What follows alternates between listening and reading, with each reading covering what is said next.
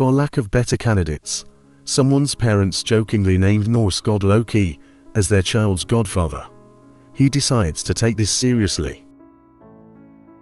The apartment was thick with the scent of vanilla candles burned to low, sweet and almost cloying, mixing with baby powder and the faint bitter edge of toast forgotten just long enough to smoke. Rain tapped unevenly against the windows soft at first, then sharper, like impatient fingers. The air was warm, humid from boiled bottles and fresh laundry, wrapping around your skin like a damp blanket. Mia rocked slowly in the dim yellow glow, her sweater warm and faintly sour with milk, lavender detergent clinging weakly beneath it. The baby's breathing filled the room, tiny, soft, steady, like something fragile holding the world together. "We need a godparent," she whispered, voice low, almost careful, like saying it louder might summon something unintended. John leaned against the wall, eyes heavy, exhaustion pulling at every movement. "We don't even have friends who remember birthdays," he muttered. The baby let out a sharp squeak, kicking indignantly. Mia smiled, tired but amused. "Exactly. So we improvise, outside." A car hissed through the wet streets. Inside, the air felt paused. Her gaze drifted toward the darkest corner of the room, where shadows gathered thicker than they should, like something pulling there. "Fine," she said, forcing a grin. "If no one else steps up, Loki can be the godfather." The words lingered, too long. The baby hiccuped. The lights flickered once, then again, slower this time. The smell changed first. The sweetness thinned, replaced by cold pine, damp earth, and the faint metallic bite of frost. The warmth dropped just enough to make your skin prickle. John straightened. "Did you feel that?" The shadows stretched too long, bending wrong against the walls like something was pressing through from somewhere else. "You called." The voice slid into the room like silk over something sharp. Smooth. Amused, too close. It wrapped around your spine, sending a cold ripple downward. The baby giggled bright, delighted, like recognizing something familiar. Mia's smile vanished completely. John stopped, breathing. He didn't enter. He unfolded from the shadow, as if he'd always existed just out of sight. Boots touched the floor without sound. Gold flickered in his eyes like distant firelight. The scent of smoke and frost followed him. His grin was playful, but edged with something ancient. Something dangerous. He didn't leave, not really. Sometimes you couldn't see him, sometimes you couldn't feel him, but he was always there, threaded into the space like a second layer of reality. The apartment never smelled the same again. Some mornings forest fresh, others cold like winter metal. Ari grew up laughing at empty spaces that weren't empty. At 2, Ari clapped at corners where shadows moved just slightly out of sync. Mia pretended not to notice, clinging to routine feeding, cleaning, breathing, grounding. John failed completely. "That's not normal," he whispered. Loki appeared behind him instantly. Voice amused. "Normal is a very limited concept." Ari never cried alone. When tears came, something shifted. Toys rolled closer across the floor without sound. Blankets tucked themselves tighter. Once, when Ari stumbled hard, the floor seemed to soften just enough to catch them. Loki crouched nearby, unseen by others. Watching closely. "Careful," he murmured, quieter than expected. Birthdays became impossible. One year, the cake refilled endlessly, slice after slice restoring itself like time looping. Another year, balloons drifted upward, pressed against the ceiling, then slipped through it like it wasn't there. Loki leaned in the corner, clearly pleased. "Celebrations," he said, "should never be forgettable." Mia tried to set rules firm, desperate, human. No reality bending. Loki nodded thoughtfully, then bent reality around the rule itself.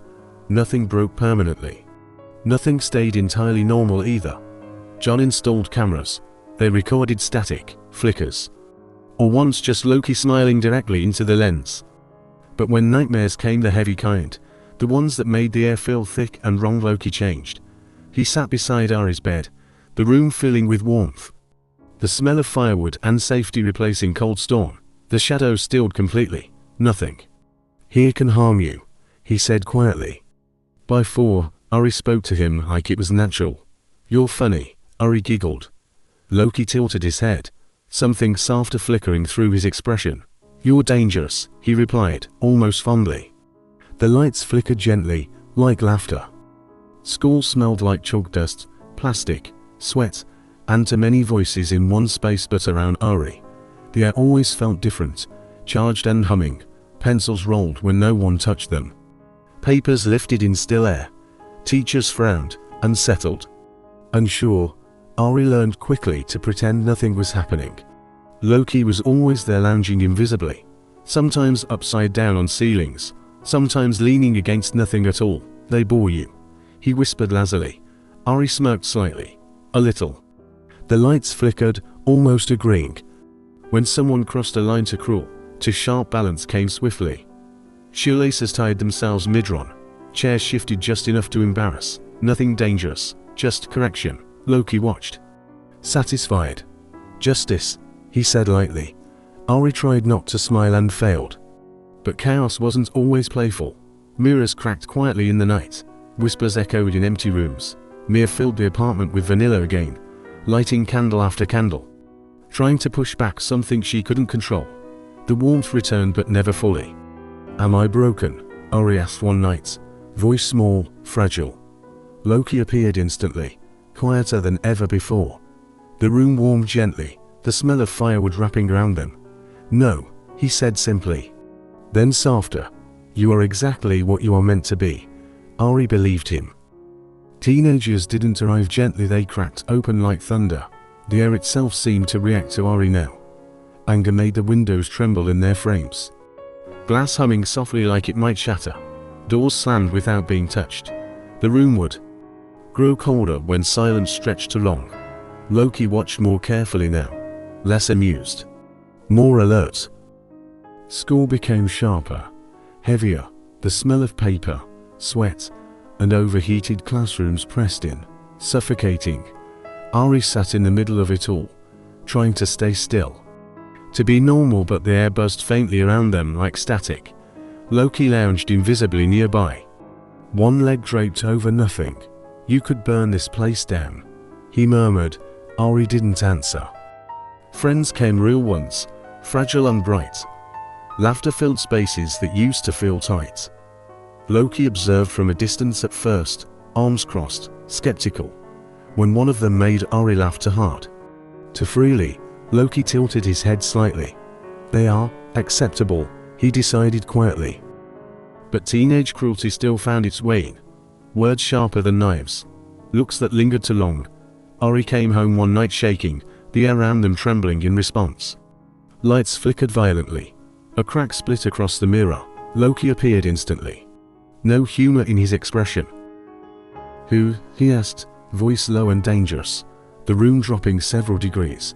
The smell of frost flooded the space. Ari shook their head, tears spilling. No, don't. Loki's jaw tightened. Something ancient shifting behind his eyes. For once, he listened.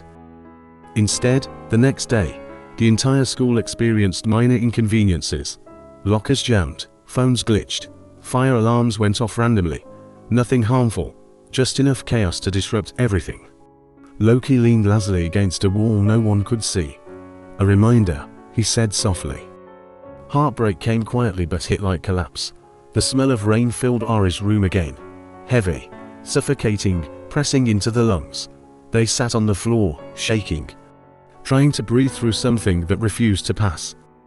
Loki sat beside them, not touching, not speaking at first. No tricks, no illusions, just presence. The shadows stilled completely. The world didn't bend. Make it stop, Ari whispered. Loki shook his head slowly. I cannot, he said softly. And I will not. This matters. His voice held something unfamiliar, respect. He stayed the entire night. The rain slowed, the air warmed slightly. And when Ari finally slept, Loki adjusted the memory just enough to dull its sharpest edge, never enough to erase it. The world outside was louder, harsher, heavier. The smell of hot concrete, exhaust, and crowded streets replaced the warmth of home. Ari stepped into it carrying something unseen but undeniable. Loki followed, not beside them but always there, like a second heartbeat. Apartments came and went. Some felt wrong, instantly cold, stale, resistant. Loki would wrinkle his nose slightly. No, he'd say, and something would break a pipe, a lease. A deal forcing Ari elsewhere. You are not meant to stay where you do not belong. Jobs shifted, officers flickered faintly around Ari, computers glitching when stress rose too high. Once, a manager who thrived on cruelty found themselves unable to speak mid-meeting. Panic spread. Loki leaned against the wall, amused. Silence suits them better. Ari didn't always approve, but they didn't stop him either. Love came again. Slower this time. Warmer. The kind that settled instead of burned. Loki watched carefully, arms crossed, eyes sharp. He circled this new person like a storm testing a structure. They make you softer, Loki said one evening, voice unreadable. Ari smirked faintly. That's not a bad thing. Loki tilted his head. It is unfamiliar. Eventually, he sighed, dramatic, reluctant. Acceptable, Ari laughed. You don't get a vote. Loki smiled faintly. I never need one. When Mia fell ill, everything slowed. The hospital air smelled sterile, sharp, too clean to be comforting. Machines hummed steadily. Time stretched painfully. Loki stayed closer than ever. No illusions, no chaos, just quiet presence. She's afraid, Ari whispered late one night, voice thin with exhaustion. Loki sat beside them, gaze steady. So are you, he replied. No teasing, no deflection. For once, Ari didn't hide it. Loki didn't fix it. Didn't bend fate. Didn't cheat the inevitable.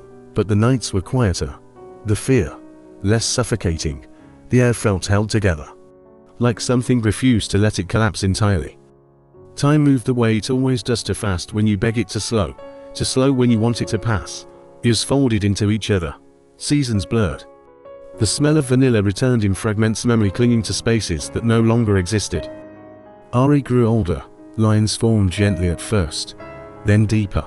The chaos didn't disappear, but it softened, quieter, more controlled. Lights flickered less violently. Shadows stayed still more often. Loki changed too, less sharp, less restless. He still smiled like a storm, but it wasn't always destructive anymore. They sat together often in quiet now. No chaos, no spectacle, just presence. Conversations that didn't need words. The air calm, steady, real. You've changed, Ari said once, voice thoughtful. Loki leaned back slightly, considering. So have you. There was no mockery in it, only observation. On the final day, the room smelled like rain again. Soft, familiar.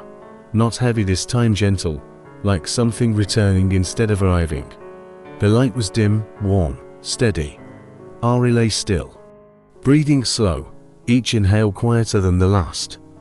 The world felt distant, like it was already slipping away. Loki sat beside them, closer than ever before.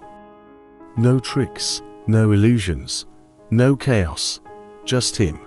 You did well, Loki said quietly. The words carried weight, centuries behind them, maybe more. Ari smiled faintly, eyes heavy. You stayed. For the first time, Loki hesitated. Something human flickered through his expression, brief. Fragile, real. I said I would. The air stilled completely. No movement, no shifting, just quiet. And somewhere beyond sight, far past rain, past memory, past time, the storm waited.